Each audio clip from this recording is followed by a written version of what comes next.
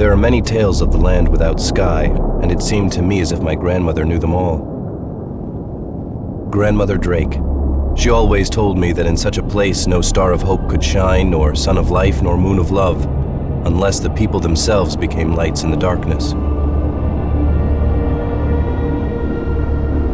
I remember there was one story I could never hear enough. It was the heroic tale of a very wise man who lived at the time of the Great Migration. The surface had been stricken with cataclysmic natural disasters, forcing people to leave their shattered lands for a dark and painful refuge beneath the sea. The man, known as MacGregor, was a visionary scientist and one of the last prophets on Earth. He probed the limits of scientific knowledge in a dozen fields, trying to discover the tantalizing secrets that remained. As I listened, I often imagined that I myself was a descendant of the great MacGregor. The story began in the 22nd century with his discovery of a mysterious sea creature on a beach in northern Scotland. No larger than the palm of MacGregor's hand, it looked like a horseshoe crab. The scientist took the creature to one of his laboratories and examined it more closely, and what he discovered was so unspeakably horrifying that fear and dread almost drove him insane. Then, when he and his staff tried to incinerate the creature, it refused to burn. When they tried to crush it, the hydraulic press shattered under the strain. I pestered my grandmother to tell me what was so horrifying about the creature, but she would only lower her voice and say, "It was made of flesh and gold, and of another metal that does not exist on Earth, and it could reproduce itself. Woe betide the man who finds such a creature. Woe betide him, because legend says it will be his ruin." Thoughts of such creatures still lurking in the seas, still reproducing themselves, gave me endless nightmares. In my daydreams, I pretended that I too would become a scientist and invent a weapon capable of destroying those creatures once and for all. My grandmother always said a single person could change the world with their mind, but whether that change was for better or worse was up to them. A single individual could sway the world as much as the masses, she said, if they were right. MacGregor soon turned his mind to constructing incredible submarines the world had only dreamt of before, and in so doing laid the foundation of submarine technology for centuries to come. Without his knowledge, humanity could never have evolved enough to occupy the oceans. I always feared the ocean's black waters, but I also longed to defy their wretched confines. Like MacGregor before me, I wanted to make discoveries and adventure with the likes of the brave mercenaries my grandmother spoke about. I was 9 years old when word of my mother's death reached us. She'd been managing Drake Enterprises, the family shipping company, which at that time included a respectable fleet of freighters.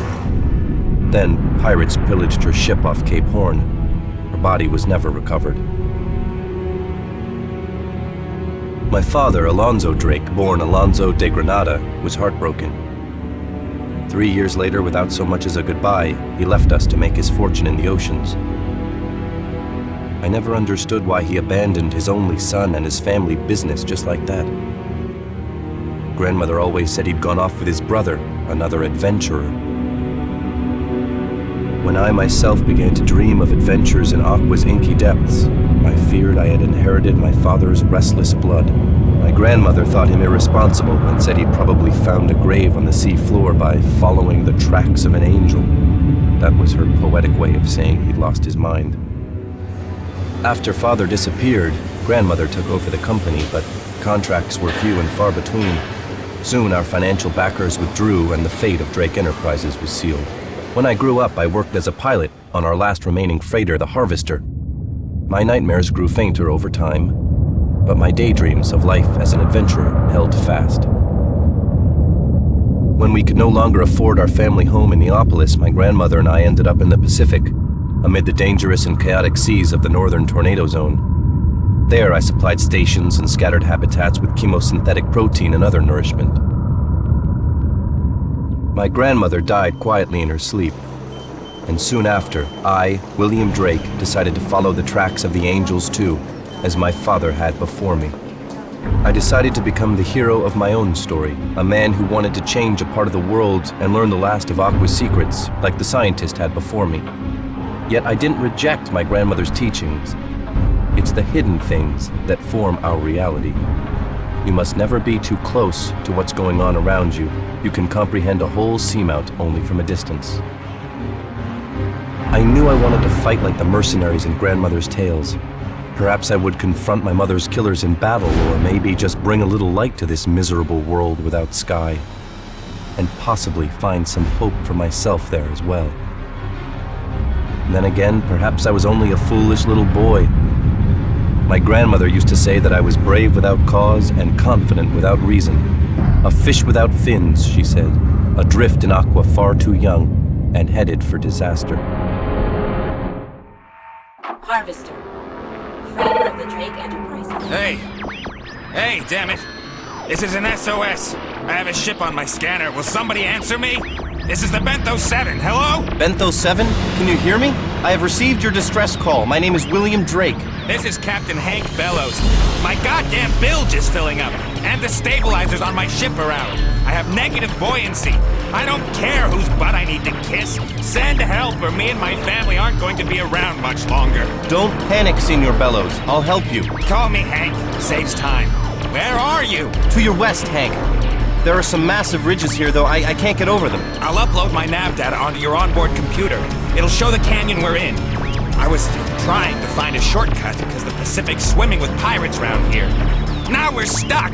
Unless you can take us in tow, Drake. My freighter won't fit through that canyon. Don't you have a scout or something? Come on!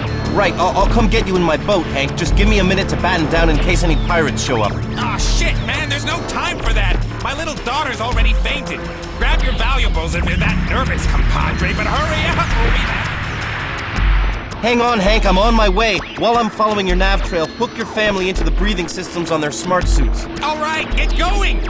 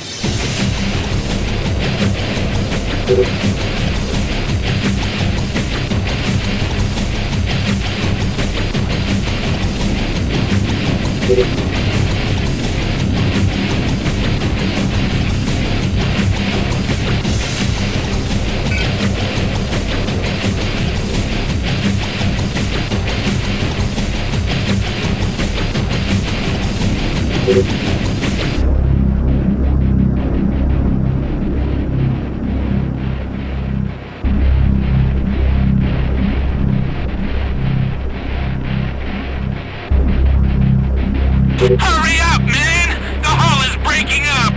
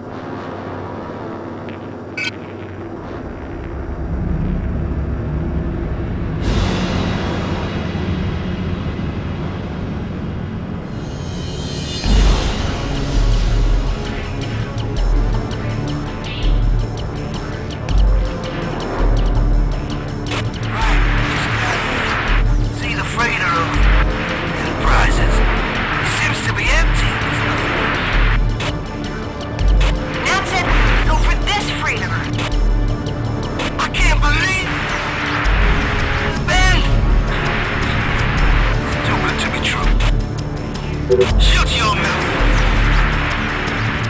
Dock onto the freighter! Aye, Skipper. Working on it. Oh, shit! Oh, the hang is stuff! Hurry up and get in here. We've got a new home.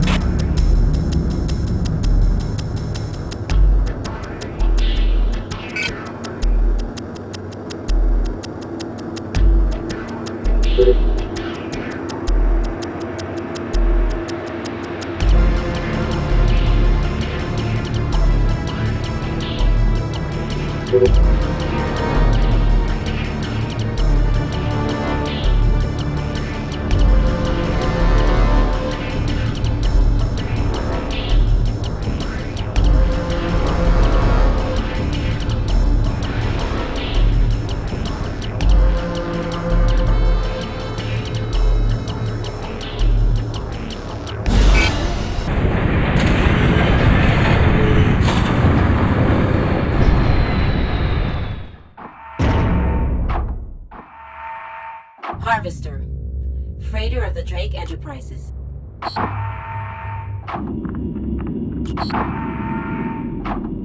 What do you want, mate? Some answers. Wrong place, wrong time. Shove off.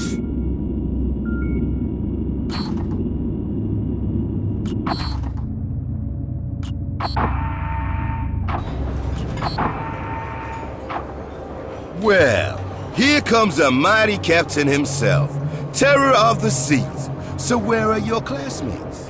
What?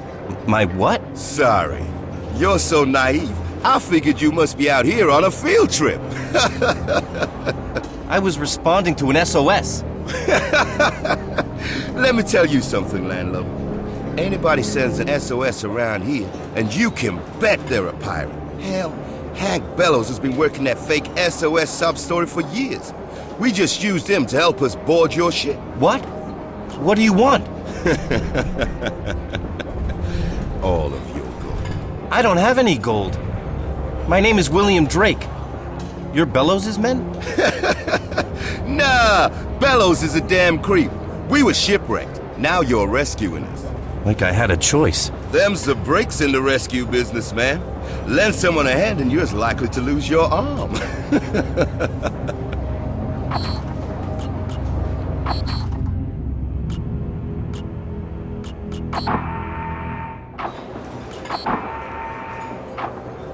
So, where were you headed in your freighter? Well, my family's gone, so I was just out to see the world. I see. Well, let me give you a little advice. That's going to be tough to do with your eyes closed.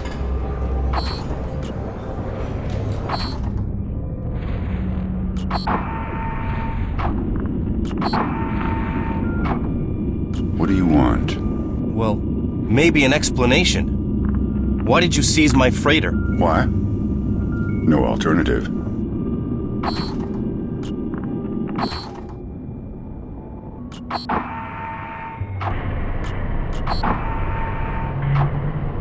Oh, that damn light! Oh, sorry. Shove off!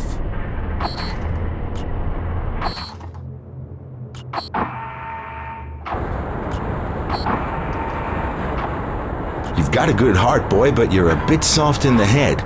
That SOS could have cost you your life. That pirate wasn't too tough. Yeah, sure. Bellows is as harmless as a sea anemone as long as he's drunk, but watch out when he's sober.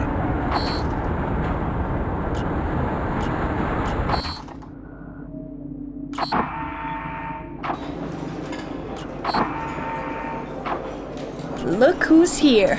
Ni hao, Captain. You're from the Shogunate. Yeah, but they're after me there. I didn't dance to their beat. Are you going to kill me? Hey, why should we? You've got a strong pair of hands. So as long as you make yourself useful, nothing's going to happen to you. Where are you headed? Following the bowsprit, man. Which is following Amitab's nose. And where will that take us? To Atacama City, I hope. Where Lindy, Mary, and Juanita are waiting for me. 3 broads in every port, man. It's natural. What's going to happen to me? This is a tornado zone. So Amitab's gonna make nice with I-1 King's guys. That's how it is. You scratch my back, and I scratch yours. And listen, you better show the old man you got cojones. Balls, man. Amitab likes people to prove themselves. What on earth do I have to prove? That you got fire in your belly. Speaking of which, I heard some tourist punks are shooting up the sea off Lima too. They steal boats at home, then they come over here to shoot the place up. Good opportunity for you to impress the skipper, and for me to tag along.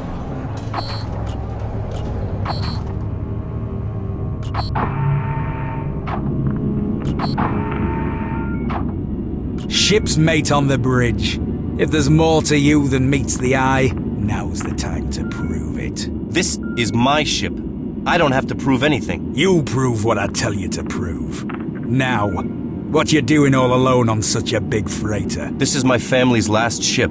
It has an auto-loading system. It also has no cargo on board. What are you doing out here, mate? Well, I'm just taking a look at the world. So little Willie wants to see the world. Well, he's about to get an eyeful. Some inebriated punks are terrorizing Lima too. Go blow their ballast and send them to the bottom. Oh, okay. Why not? Do I have any choice? Sure. It's sharp and shiny like my knife. And don't even think about running off, Willie.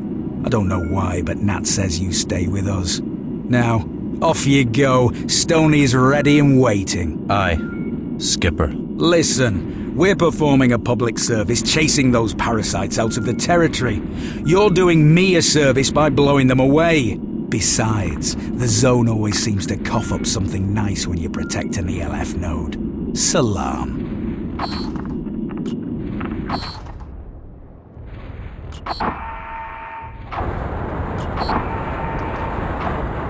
The crew's worn out. If Stoney threatens you, just pay no mind and be on your way. Easier said than done. Listen, the only thing you need to fear from Stoney is his big mouth.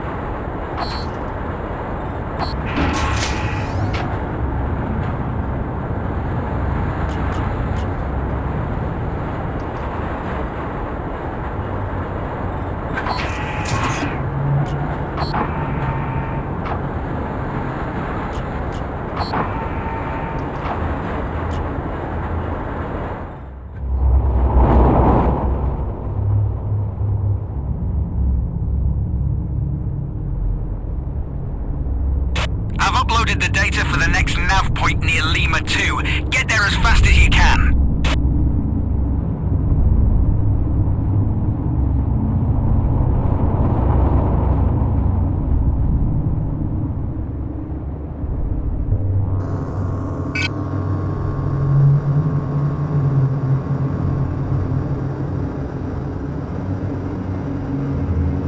Damn! 2 terror freaks! Stoney, Mayday, you two hang back. I want to see if Shorty's got what it takes. Confirmed.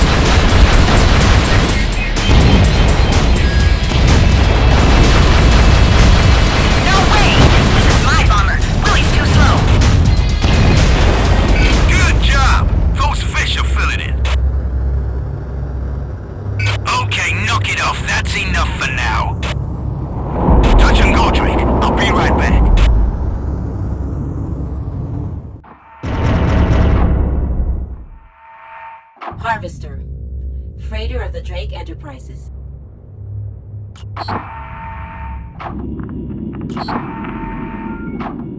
Hey, you just earned another day in your rotten life, Willie. And I hope you noticed that the Atlantic Federation ships are too fast for their own maneuverability. Yeah, I did, Skipper. But what about Stoney? Every once in a while he throws a fit and runs off on his own, and it's always a disaster.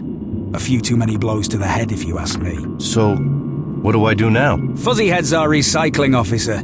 He picks over the battlefield and salvages anything we can use, and he's got a Midas touch.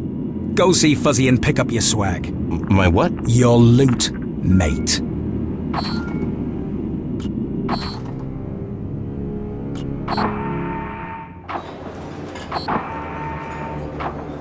Our fight was fun, Shorty. Nobody could just stand by while idiots attacked a station. Forget it. Stay close to me, alright? We're a good team. What do you mean? Think about it, Xiaolong. You and me...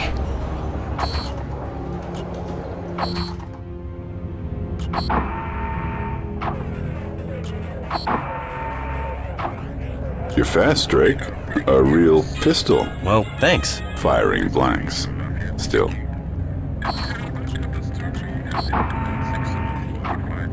Well done, Drake. In your eyes, I see bravery, yet also... What? Wanderlust. Beware. What about Stoney? He disappeared. As usual, we can't keep him on a leash. And the longer he's gone, the worse Amitab's moralizing will be. Amitab has morals? Now there's a surprise. So be surprised. It's a good start.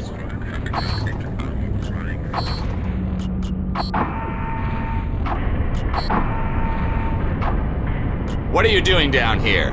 What do you want? That's my ship. Excuse me for not fitting in with the decor. Oh, well, I'll be off then.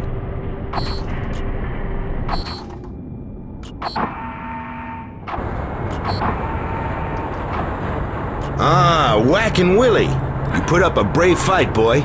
That's how it is these days. More and more attacks all the time. Why were they attacking Lima too? Just for kicks. Terror tourists from opulent Neapolis out for a little fun. That's not what we did for fun when I lived in Neapolis. Aqua's getting older, Drake. And uglier every year. Now listen.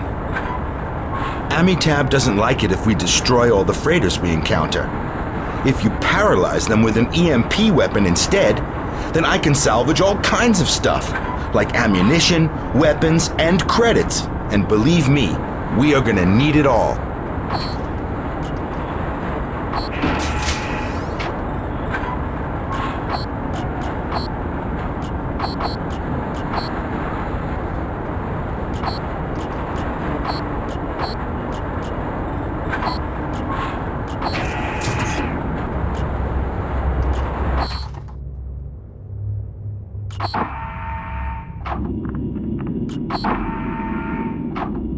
Still no alternative? What's your full name? William Drake. Drake. William Drake. Of the Neapolis Drakes. Yes, yes! My mother died and... Save that for Amitab. Drake, the life of an adventurer is hard and takes credits. We just got an SOS. I just had a bad experience with a distress call. I'll tell you when you've had a bad experience, mate. Now, what do you know about the crawlers? I've heard they're pirates, murderers, and cannibals. In a word, animal. He's a crawler, but we've almost got him tamed. Seems his buddies have some scientist broad surrounded, and she's sending out SOSs. What would they want with a scientist? The crawlers enslave scientists to help improve their technology. What the hell? Mayday needs her daily dose of carnage anyway. And hey, paralyze ships whenever you can, so Fuzzy can scavenge off them. It's amazing what he finds. And then? There could be a lot of credits in getting that Machina scientist off the hook. Drake, Angelina, Mei Ling, you're attacking the crawlers. And remember your Vendetta snipers. Their range is close to 500 meters.